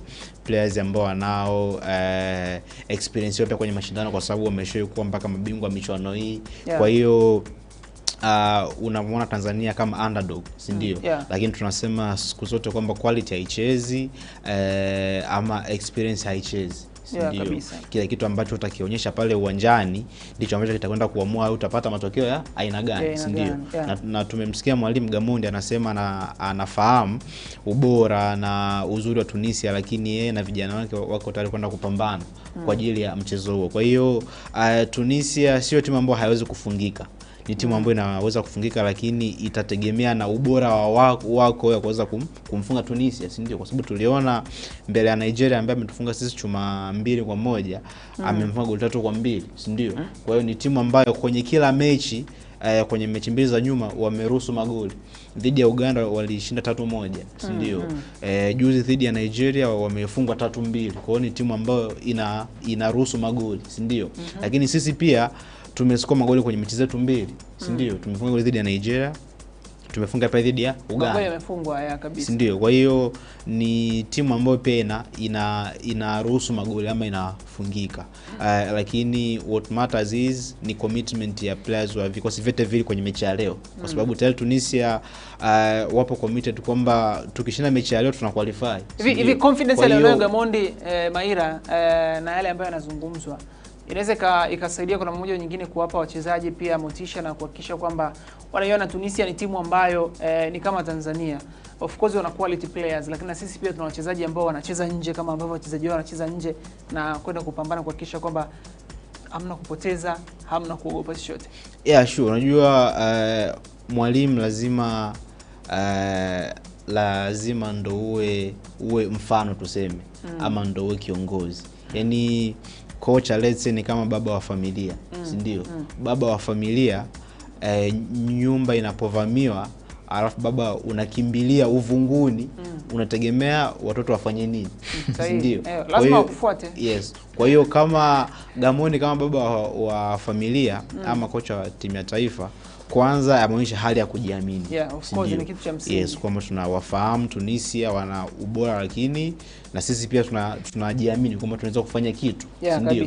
Ndicho kitu ambacho Gamondi amekizungumza. Lakini pia kwa nahodha Novatus amesema wanafahamu ukubwa wa Tunisia na wanawaheshimu, lakini wao kama players wako tayari kwenda kupambana. Kwa hiyo hiyo tu inakuonyesha commitment ya players wetu. Sawa, bwana, bado tunazungumza kuhusiana na mchezo wa timu ya taifa ya Tanzania Taifa Stars ambao utapigwa majira ya saa 1, si ndio? Yes. Dhidi ya Tunisia. Wewe Mtanzania, wewe mtu ambaye unatazama The Scoreboard kwa sasa, ni wakati wa kuendelea kuisupport timu ya taifa ya Tanzania, timu yetu ya Tanzania, ili kuhakikisha kwamba angalau tunaenda kuiandika hiyo historia, japokuwa hilo nasemaga kwamba unajua kuna ile nasemaga kwamba ukiwa unaumwa koo, alafu unaona kitu kitamu unatamani kukila, Sasa kwenye kumeza sasa maumivu ni makali. Yes. Yaani ndio hichi ambacho tunakizungumza Taifa Stars dhidi ya Tunisia, lakini tusubiri kuangalia mambo yatendaje. Abdul, umeangalia mchezo wa Tanzania dhidi ya Nigeria, Tanzania dhidi ya Uganda. Kuna baadhi ya mapungufu yalionekana. Leo unatamani kocha mkuu wa timu ya taifa ya Tanzania Miguel Gamondi afanye mabadiliko yoyote kwenye kikosi chake ambacho alikitumia kwenye michezo miwili iliyopita, au aende na jeshi lile ambalo alikuwa nalo? Inawezekana kwa sababu wameshapata experience na wanajua namna gani wanaweza kuzivise timu kuhakikisha kwamba wanapata matokeo. Kwanza Mwalimu Gamondi kama alivyoongea Maila, kwanza kujiamini yeye. Kusimama kifua mbele ndio kitu cha kwanza. Baba wa familia. Baba wa familia. Kimbilia uvunguni, lazima watoto watakimbilia uvunguni. Ila kama mwizi anakuja unamfight na una watakusupport pia ya mabadiliko. Nafikiri kikosi cha kwanza kabisa alichoanza nacho mchezo dhidi ya Nigeria ndio kwangu mimi kilikuwa kikosi ambacho niliona kabisa hiki akienda nacho kinaweza kikatupa matokeo. Kwa hiyo kuhusu kikosi, mwalimu anakiamini kikosi chake kile kile ambacho alikitumia, na hata yeye labda aliona kwamba awamu ya pili afanyaje ili atumie ili aendeleze na kile kikosi. Lakini kwa mfano leo sasa kwenye mchezo wa leo, kama kawaida, kikubwa kwanza kujilinda, kwa sababu tunacheza na timu ya aina gani? Tunisia ni timu. Gamondi amesema kwamba mara nyingi amekuwa akizungumza kwamba mimi sitaki kuzuia, naenda kushambulia. Tunaona hata mchezo dhidi ya Nigeria alikuwa yuko nyuma. Yaani kuna namna anaenda kwa mtindo fulani. Kwa mfano unajua ndio kujihami. Unaweza ukawa hautaki kujilinda, lakini ubora wa mpinzani unakulazimisha uweze kukaa nyuma. Kwa mfano sasa mechi ya leo dhidi ya Tunisia inatulazimu kuzuia. Tunisia tumekutana nao mara mbili mwaka 2020 kama sikosei. Mechi zote tumefungwa. Na mechi ya kwanza kwao tulifungwa. Mechi ya kwanza moja sare, mechi ya kwao tulifungwa 1-0. Mechi ya nyumbani tukatoa draw. Hizo mechi za kirafiki. Ilikuwa ni mechi ya FIFA CAF nini sijui. Katika mechi hizo nimeangalia Tunisia wametumiliki mpira kuanzia kwao, walitumiliki kwa 64%. Lakini walipokuja nyumbani, ile umiliki wa mpira kwenye dakika 90. Dakika 90. Mchezo wa nyumbani na ugenini. Wakiwa Tanzania na wakiwa Tanzania walitumiliki kwa 60%. Kwa maana hiyo Tunisia ni timu ya aina gani? Ni timu ambayo inamiliki sana mpira. Hata ukiangalia mechi ya juzi dhidi ya Nigeria, ni timu ambayo wana falsafa ya kuchukua mpira. Kwa maana hiyo mwalimu leo ile falsafa ya kujilinda lazima aje nayo. Hata kama Maila alivyosema hapo, atatamani kushambulia, lakini unacheza na mtu wa namna gani? Yaani kikubwa Tunisia usimruhusu akae na mpira muda mrefu. Ndio ambacho tunazungumzia hivi. Sasa yani lazima sisi tukae nyuma. Lazima tumwache Tunisia akae na mpira muda mrefu. Hapana. Yaani Maila utanisaidia hapo. Kama timu ina press, ndio? Alafu ukaiacha ikakaa na mpira muda mrefu, maana yake ndio unaweza ukapata madhara. Yaani kwa kitu ambacho Tanzania wanataka kukifanya, kwa mimi ninavyoona, hata kama hawatakaa na mpira muda mrefu, lakini wakiwa na mpira wasiruhusu kupoteza mara kwa mara, kwa sababu Tunisia anapokuwa na mpira inakuwa rahisi zaidi kwa wao kuendelea kupress, kutengeneza nafasi na kuweza kukuadhibu pia. Na tutakachokosea hapo ni labda kutaka kupishana nao. Kupishana hiyo ni mbaya. Unajua kwenye mechi kama hizi ndio utakumbuka ubora wa Hemedi Morocco. Yes, yani kwenye mechi ambazo yani kwenye mechi ambazo ni za kimaamuzi, si ndio? Naweza nikasema Hemedi Morocco alipokuwa na Stars kwenye michezo ya kimaamuzi kama hii, kuna kitu kikubwa ambacho alikuwa anakifanya watu hawakitegemei, si ndio? Nadhani mtakumbuka mechi ya kufuzu AFCON ya 2023 ambayo ilikuwa ni mechi ya mwisho tunacheza dhidi ya Algeria ugenini, si ndio? Ilikuwa ni mechi ambayo tunataka tupate point moja tu tuweze kuqualify. Ile mechi Morocco aliingia kwa nature ya kuzuia kwa dakika 90 zote, si ndio? Na hatukuweza kuruhusu goli, tukaqualify kwenda kwenye AFCON inayofuata. Lakini 2027 ya 2023 ambayo iliyopita. Lakini kwenye mchezo pia dhidi ya Guinea, mchezo ambao ulikuwa ni wa kufuzu kwenye AFCON hii sasa, ni mechi ambayo hata mimi of course Morocco alini surprise kwa sababu ilikuwa ni mechi ya nyumbani. And then team inahitajika ipate ushindi iweze kufuzu, si ndio?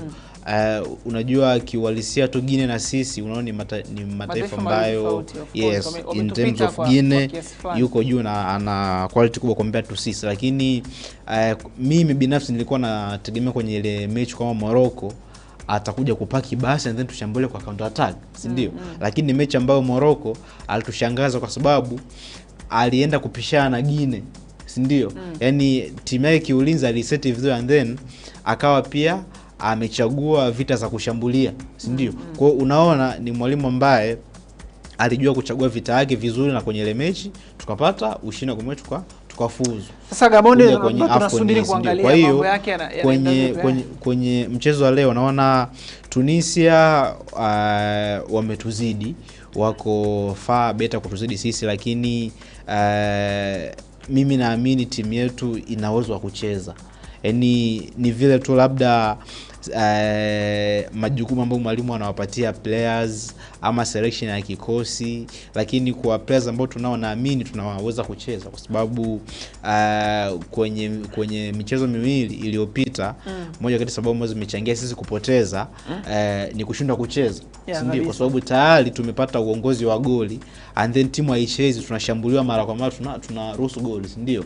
Lakini kwenye mchezo wa leo na imani kama mwalimu atajitahidi kumstadi vizuri Tunisia na kuja na game plan ambayo inaweza kutusaidia, tuna uwezo wa kupambana na tukapata chochote. Yes. Ndio nilikuwa nasema hapo unatonzeze alafu unatakiwa umeze hapo ndo zile dua sasa zinatakiwa ziwe nyingi.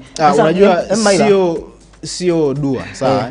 Watu wakapige kazi uwanjani. Kwenye dua ni muhimu, lakini pia dua ni muhimu mechi kama no, nisikilize. Yaani hata kama ukifanya dua and then uende tu uwanjani usifanye chochote, hamna kinachoweza kutokea. Sasa nikasema pia, yani kikubwa kocha pamoja na wachezaji wakafanye kazi. Unajua kisha wanaenda kupambana. Dua ni za unajua hizi ndo zile mechi ambazo ni za kimaamuzi, ndio. Kwa hiyo unategemea kabisa hata moyo wa players kuweza kujitoa uwanjani utakuwa ni wa hali ya juu, si ndio? Unazungumzia hizo mechi ambazo tumefuzu dhidi ya Nigeria, dhidi ya Algeria na dhidi ya Guinea, ni mechi ambazo in terms of quality tumezidiwa, si ndio? Lakini kwa nini tulipata matokeo? Kwa sababu players wanaenda kupambana zaidi kiwanjani, kwa sababu ilikuwa ni mechi ya kimaamuzi, si ndio? Kwa hiyo hata kwenye mchezo wa leo pia ndio Tunisia wametuzidi mbali sana in terms of quality na vitu, lakini hiyo quality haichezi uwanjani, si ndio? Kwa hiyo tukienda kupambana kuwa wa kwanza kiwanjani kwenye kila kitu, kuwa quick kwenye action, yani umakini wote ukaongezeka, of course tunaweza kupata kitu chochote. Pointi 3 kwa Tanzania leo zina umuhimu sana, maana yake zina umuhimu, yani usipopata pointi 3 maana yake ndo tayari tunaambiwa bye nyumbani. Sawa bana Maira, tumalizie kwa hili. Tunafahamu kwamba Tunisia quality yao ni kubwa na wana wachezaji wengi wa kigeni. Tukitazama kuna nyota wa zamani wa Manchester United pia, si ndio? Yuko pale katika kikosi cha Tunisia, ambaye analiwakilisha taifa hilo katika michuano ya AFCON, na nyota wengine baadhi ambao wanakamilisha ile squad ya timu ya taifa ya Tunisia. Of course inawapa advantage kubwa sana wao kuhakikisha kwamba yani inawapa advantage na wanakuwa na confidence kubwa sana. Tanzania tuna face vipi hao? Gamondi afanye nini? Kuna watu wa kutazamwa zaidi leo wapewe, unajua kuna ile kwamba unakuta mchezaji ni hatari, kwa hiyo tunampa watatu. Bwana Baka, Mwamnyeto, labda na mchezaji mwingine mmoja, labda kama ni beki wa pembeni Shomari Kapombe au ni nani. Bwana huyu kuwa naye makini. Sehemu ambayo anakuwa na mpira inabidi tuenee kwa pamoja. Kuna wachezaji wa kuchungwa zaidi leo wa Tunisia, au tunacheza tu kwa kila mchezaji acheze kwenye nafasi yake according to yule mtu ambaye anatakiwa awe naye man to man? Unajua kwenye kocha Tunisia, kwa namna ambavyo nimekiangalia, hakuna yule mchezaji ambaye unaweza ukasema kabisa huyu yani huyu ndo Tunisia yenyewe, si ndio? Kwa nilivyofuatilia sijamuona aina ya mchezaji. Players wengi sana kwenye kikosi chao wana viwango ambavyo ni average, vinakaribiana, okay. Si ndio? Kwa hiyo though wana players ambao wanacheza ligi ya Ufaransa, ligi ya Ujerumani, kina Hannibal wanacheza Burnley, Uingereza, si ndio? In terms of madaraja wametuzidi kwa maana ya wanacheza kwenye level kubwa ya kiushindani, si ndio? Lakini sijamuona kwamba kuna yule mchezaji ambaye kwamba mshikeni huyo and then mmediswa Tunisia, si ndio? Ni timu ambayo inacheza kitimu, kwamba hakuna hayo majina makubwa sana, lakini kila mchezaji ambaye unamgusa anaweza kukuadhibu, si ndio? Kwa hiyo sio the matter ya kumpatia maybe mchezaji fulani watu watatu au watu wangapi. It's the matter of kufanya team setup ambayo itaweza kuwazuia Tunisia wote, si ndio? Kwa sababu unapomaki mchezaji mmoja and then unawaacha wengine, huyu ambaye unamwacha anaweza kuja yule anayemwacha ndo anakuja kuumiza. Yes, kwa hiyo ni namna ambavyo Gamondi atafanya analysis yake kwa maana ya kuweza kumsaidia Tunisia vizuri na kuweza kuja na game approach ambayo itaweza kumotivate Tunisia na kuweza kupata matokeo. Unajua kwangu mimi Tunisia ndio ni timu kubwa, ina quality players na experience, lakini haina, yani sio timu tishio kiivo kwenye AFCON, si ndio? Kwa sababu utakumbuka hata kwenye AFCON iliyopita waliishia hatua ya makundi, si ndio? Na walifungwa na I think Namibia, kitu kama hicho, si ndio? Timu za kawaida ambazo hazina ukubwa kiasi hicho kwenye kwenye kundi lao nadhani walikuwa na South Africa, Namibia I think na wao wenyewe na timu nyingine moja, lakini walishia hatua ya makundi. Sawa, Maira, tuishie hapo kwenye mchezo wa Tanzania dhidi ya Tunisia. Muda umetupa mkono, lakini tuseme tu kila laheri bwana timu ya taifa ya Tanzania. Si ndio Abdul? Lakini leo watu wasisahau pia leo kundi D. Leo ni kundi la nasema ni siku ya maamuzi, kwa sababu tukiangalia timu kama Senegal, DRC Congo, Benin na Botswana bado hajajulikana nani ambaye. Ili kundi tunasema leo anacheza ni Senegal na Benin. Hizi timu zimekutana mara 4. Senegal ameshinda mara 3, Benin ametoa draw mara 1. Na huu mchezo wa leo Senegal na Benin ana pointi 3. Senegal ana pointi 4. Benin akidraw alafu Kongo kafungwa. Kuna namna Benin anapita, lakini Benin kama atashinda na Kongo naye atashinda, kuna namna Kongo anaenda. Botswana tayari ameshaga mashindano. Botswana hapa hata apate pointi 3 hana lake, lakini ili ni kundi tunasema leo ni kundi lenye maamuzi. Nani anaenda kupita, kwa sababu Benin sio mnyonge, Kongo sio mnyonge, Botswana pia naye sio mnyonge, anaweza kaonyesha akachange leo, kwa sababu tumeona AFCON ya saizi kila timu inaonyesha inaonyesha ile inabadilika. Hata Tanzania yenyewe tunashangaa, sisi ndo tunatoa yani tunawasumbua Nigeria na mnaii. Kwa shangazi na leo kwenye game dhidi ya Tunisia. Sawa, tunatamatisha hivyo kwenye michezo ya AFCON 2025. Bado tuna taarifa nyingi sana ambazo tunataka tuzungumze hapa. Bwana kocha mkuu wa Simba Steve Barker tayari ameshatua Dar es Salaam na ameshaanza kazi rasmi. Tunafahamu kwamba tulijuzwa Simba inashiriki michuano ya Mapinduzi. Yanaitwa NMB Mapinduzi Camp 2025. Tunaambiwa tayari kocha ameshatua, tayari kocha wa makipa pia Davis Firi, raia wa Zambia, tayari naye ameshatua, na Simba wamemtambulisha rasmi siku ya jana video analyst wao Freelin Deal pia tayari ameshatambulishwa, na alikuwa na amewahi kupita pia kwenye klabu ya Mamelodi Sundowns kule South Africa. Tuanze kulitazama benchi la ufundi la Simba, Josephat Maira, kutokana na watu ambao wameongezwa, kocha wa makipa pamoja na video analyst. Simba tunaona wako serious, inawezekana mwezi Januari wanataka kurudi na kurudisha heshima yao ile ambayo ilikuwa imepotea kutokana na hii sintofahamu ambayo imetokea hapa katikati. Of course ni kitu ambacho nilikitegemea kwa maana Steve Barker kuja na wasaidizi wake, ndio. Steve Barker alipokuwa Stellenbosch alikuwa na benchi kubwa sana la ufundi ambalo lilikuwa linajumuisha wataalamu wa kila eneo. Nadhani ilikuwa ni bench ambayo ina comprise watu 10 plus, ndio. Kwa hiyo this time amekuja Simba Sports, ameamua kuja na baadhi ya wasaidizi wake ambao ametoka nao South Africa, kwa maana kocha wa magolikipa Davis ambaye ni raia wa Zambia, Davis Firi, lakini pia amemwongeza performance ama video analyst Prenel Dean ambaye amewahi pia kupita Mamelodi as video analyst. Nadhani ilikuwa chini ya Rolani kama sijakosea, Rolani Mokoena, na mwaka wa 2025 alijiunga na Durban City as video analyst, ndio. Kwa hiyo amekuja na Steve Barker Simba Sports. Kwa hiyo unaona kwamba if a guy aliweza kuwa video analyst wa Mamelodi, that means uwezo wake ni mkubwa, si ndio? Yaani vile ambavyo ulikuwa unaiona Mamelodi ama video analyst pia wana nafasi kubwa katika kusaidia timu kuweza kupata matokeo kutokana na ile research ambayo wanaifanya before timu kwenda kuivaa timu ambayo inaenda kukutana nayo pia. Yes, kwa sababu ulikuwa ukimwona Mamelodi anavyocheza na Ahly, anavyocheza let's say labda na kina Esperance na outshine home and away, ndio inakuwa ni kazi ambayo pia amefanya video analyst kuweza kumstudy mpinzani mchezaji na kuweza kuja na design ambazo zitaweza kumsaidia kocha, ndio. Kwa hiyo naweza nikasema Simba kwenye eneo hilo wanaweza wakawa wamepata mtu ambaye ni sahihi kwenye hilo eneo. Sawa, hiyo ni kuhusiana na wekundu wa Msimbazi Simba bwana. Tayari benchi limeanza kuboreshwa na tayari rasmi Januari kama timu ya taifa ya Tanzania itarudi mapema, kama sababu leo tunaiombea ishinde dhidi ya Tunisia ili tuendelee na michuano ya Afrika, lakini kama ikirudi mapema ahadi nimesikia bwana.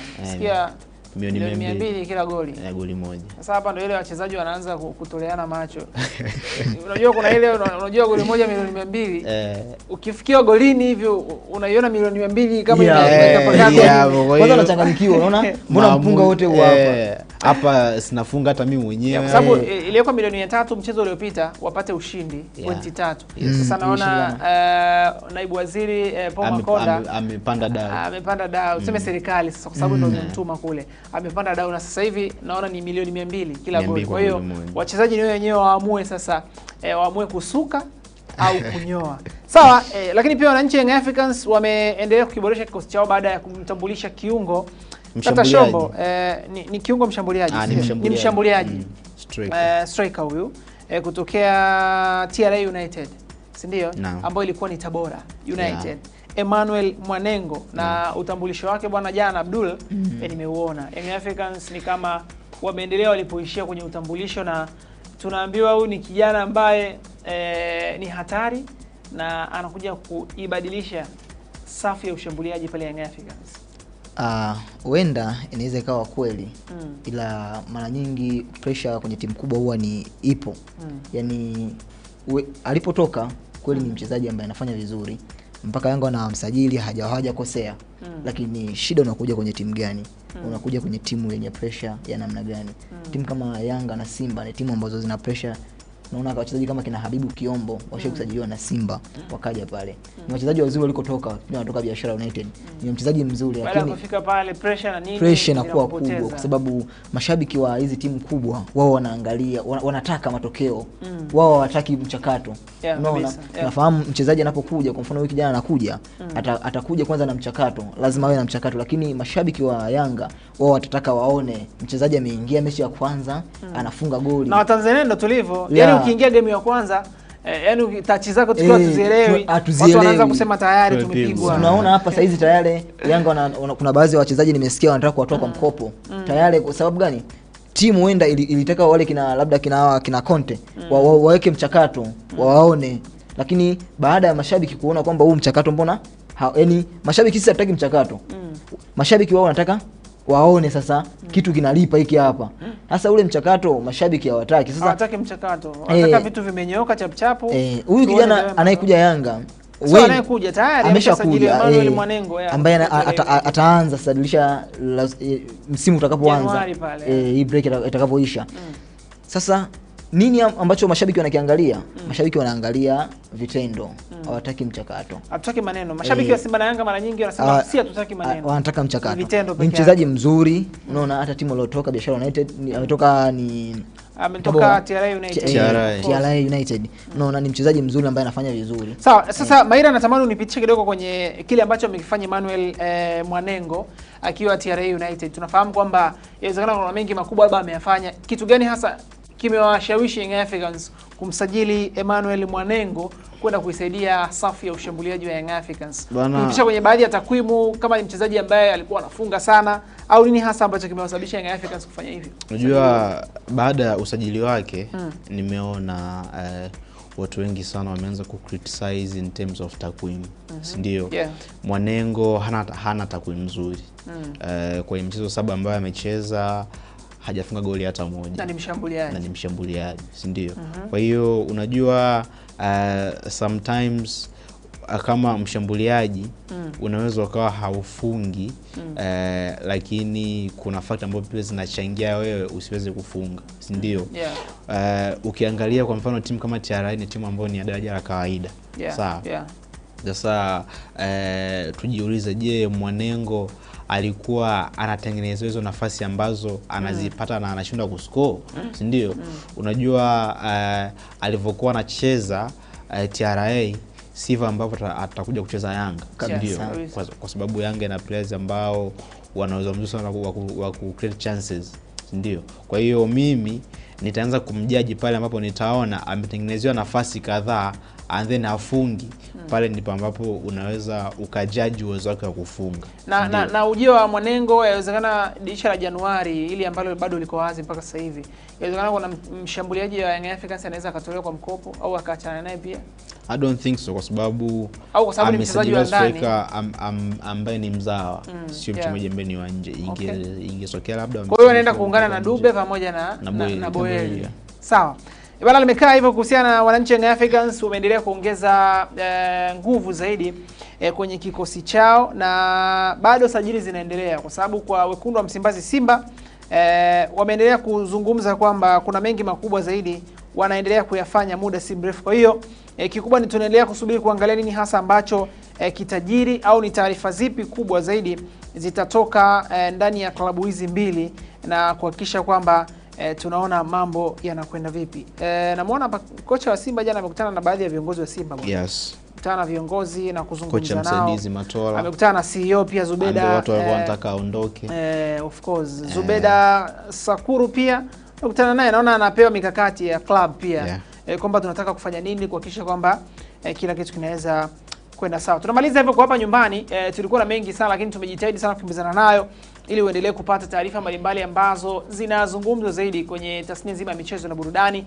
Na bado tuko hapa mpaka saa 7 kamili. Tuko kimataifa pia, kuna mengi ambayo tutayazungumza. EPL inarejea leo, lakini pia na mengi ambayo yanazungumzwa kimataifa tutakuja kuyazungumza hapa hivi punde.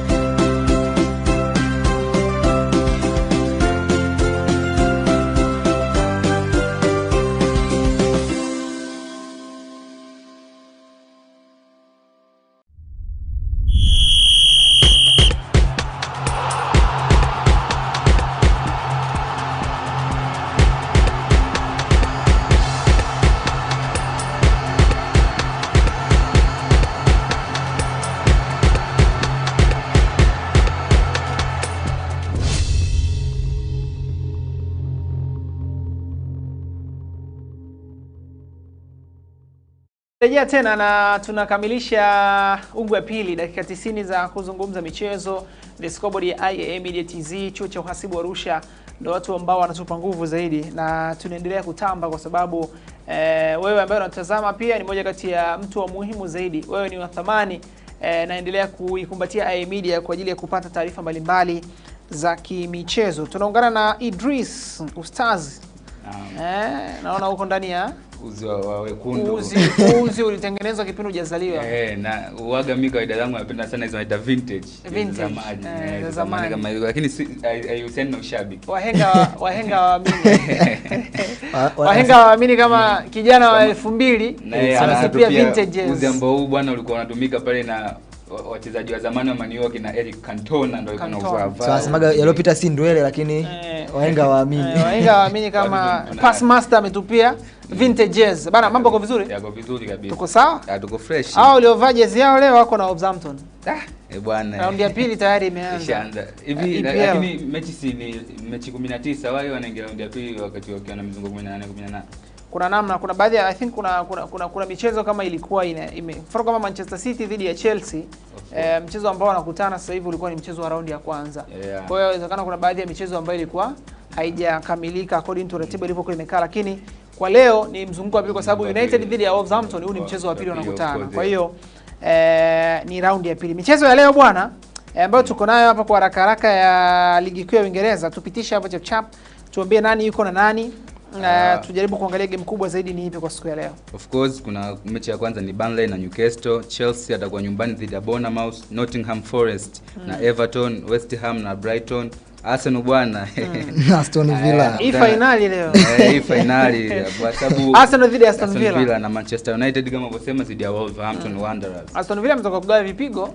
Bwana vipigo vizito na sasa leo ndo tuseme kama Mikel Arteta atashinda mchezo wa leo dhidi ya Aston Villa, mimi naanza kuwa naanza kumuona akilisogelea taji, kwa sababu sio akilisogelea taji, maana yake ndo nitamuona yuko serious na taji, sio kama amelisogelea, kwa sababu bado michezo mingi, bado michezo kama 10 na kwa kumkumbusha mtu kwamba hapa mara ya mwisho Arsenal walifungwa Disemba 6 dhidi ya Aston Villa 2-1 ndani ya mwezi huu. Ndani ya mwezi huu, lakini ukiangalia jumla waweza kukutana hizi timu. Wamekutana, Arsenal wameshinda mara 17, draw 2, lakini wins ambazo wameshinda Aston Villa ni mara 8. Kwa hiyo head to head, lakini kwa hivi karibuni Aston Villa ameonyesha game za ushindani. Ukiachana tu na mwaka huu, miaka ya nyuma hiyo msimu iliyopita bado ameonyesha hali ya juu. Kwa hiyo leo mianza akasema leo kinaenda kueleweka. Yaani leo atachagua Arsenal kwamba anachukua ubingwa au anamwachia Man City. Lakini ndo nikasema hata Aston Villa mwenyewe anasogea juu. Ndo nikasema pia kwenye issue ya ubingwa siwezi kusema kwamba Arsenal akishinda leo ndo tayari kwamba tunamuona anaweza akachukua ubingwa, lakini kama atashinda mchezo dhidi ya Aston Villa tutaona yuko serious. Sababu Aston Villa amegawa vipigo kwa timu kubwa Manchester City. Na kwa karibu ya timu kama ya Arsenal hawezi wakaruhusu akapoteza back to back. Sababu walishapoteza tayari mechi ya kwanza ugenini pale Villa Park, na hii mechi ya pili leo wanakutana kwa nyumbani kwao pale Emirates. Kwa hiyo kwa karibu ya timu kama ya Arsenal ambayo inafukuzia taji, huwezi ukaruhusu ndani ya msimu mmoja timu ikunyang'anye pointi 6. Kwa hiyo inaenda kuwa mechi ambayo kiukweli kwangu mimi ni ya ushindani, ya kisasi, na pia kwenda kuangazia kweli kama ulivyosema kwenye mbio za ubingwa nani yuko serious zaidi ya mwenzie. Kwa sababu ikitokea Aston Villa akashinda na yeye anamshusha Arsenal juu. Anaenda paka nafasi ya pili. Kwa hiyo Aston Villa akishinda leo anafikisha pointi 42. Yaani analingana na Arsenal. Sasa hapo tunaanza ubingwa hatauzungumzii kwa Arsenal na Manchester City peke yake. Mpaka Aston Villa tunaanza kumzungumzia. Man City hapo anakuwa na mchezo ambao akishinda Man City anakuwa na pointi 43. Sasa je, hiyo pointi moja unamtoa? Tunasema kama Aston Villa leo akimfunga Arsenal, tunaanza kumweka naye kwenye mbio za ubingwa. Na hata asipomfunga Kisuru naye tukamshusha. Tukamshusha na yani vyovyote atakapokuwa City anapanda juu zaidi. Kwa hiyo hapo Arsenal ndo tunakuwa tunaanza watakuwa na pointi sawa na Man City. Man City ana pointi 40 Kisuru leo ikitokea Kisuru Arsenal. Anakuwa na 43 Arsenal, Man City anakuwa na 43 naye. Man City atakuwa bado ana mchezo naye. Atakuwa na mchezo dhidi ya Chelsea. Akishinda na maana Man City atakaa juu. Lakini wote wana michezo 18. Yaani kwamba ikitokea leo Arsenal akasuru au akafungwa mwenzie akashinda, basi Arsenal anashuka. Yaani maana yangu ilikuwa kwamba leo anaenda kucheza mchezo wa 19. Man City naye inabidi acheze mchezo wa 19. Sahihi. Ukiangalia Arsenal ana pointi 42, Man City ana pointi 40. Alafu Aston Villa 39. Man City Arsenal akidraw anakuwa na pointi 43. Man City akishinda anakuwa na pointi 43. Anakuwa na pointi 43. Lakini kwenye magoli Man City yuko juu. Sawa. Bana limekaa hivyo. Tunazungumza tusubiri michezo ipigwe alafu tuangalie mambo yanaenda vipi. Lakini Arsenal dhidi ya Aston Villa unatamani Arteta inge vipi kuhakikisha kwamba hichi ambacho tunakizungumza kinaenda kutokea. Nimesikia beki wao yule ni Gabriel na hisi amerejea na huyo ndo alikuwa ni ukuta wao ule, unajua Arsenal ndio alikuwa kama kiongozi kwenye ukuta. Kwa namna moja au nyingine kwenye kurejea kwake mimi kwangu na imani ataenda kuongeza kitu ambacho walikikosa kwenye mechi ya kwanza. Naangalia mechi ya kwanza Arsenal anafungwa, ilikuwa ni pressing ambazo walikuwa wanazicheza Aston Villa yani ni timu ambayo muda wote wao huwa hawachoki kuja kubisha hodi. Na kwa hiyo unapokuwa unakosa mabeki wako kitasa ambaye wana uwezo kuhimili zile pressure za wapinzani kama kina Gabriel, unapowakosa kwa kweli inakuwa na wakati mgumu, lakini kurejea kwao huenda wakaongeza kitu kwenye kina Gabriel bana. Sawa tu, game nyingine Chelsea dhidi ya Bournemouth ni mchezo wa kutazama pia. United dhidi ya Wolverhampton. United alishinda magoli, ndo mchezo ambao alishinda magoli mengi I think kwa msimu huu. Kwa kama kumbukumbu zangu viko vizuri, kwa sababu mchezo mwisho alimfunga Wolverhampton magoli 4-1. Sijaona ushindi mwingine wa United wa magoli mengi hivyo. Kwa hiyo leo tutajaribu kuangalia mambo yatakaa vipi. Taarifa ya mwisho ambayo tuko nayo ni kuhusiana na bana, siku 15 baada ya FIFA kutangaza tiketi, tunaambia tiketi milioni 150 tayari zimekuwa requested kombe la dunia. Of course hii taarifa nimeiona na